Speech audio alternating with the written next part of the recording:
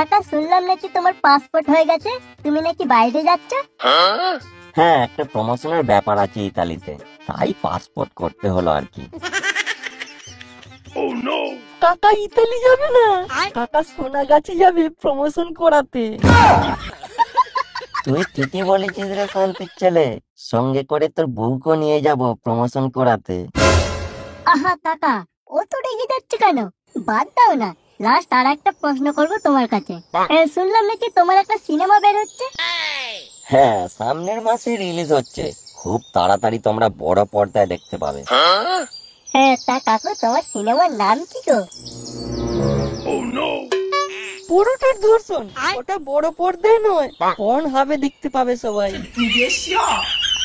এই শান্তির ছেলেটাকে ধরে কেউ পোদ মারতো না, ওরা সেই থেকে জ্বালিয়ে যাচ্ছে। কাকু, আর একটা প্রশ্ন করার আছে।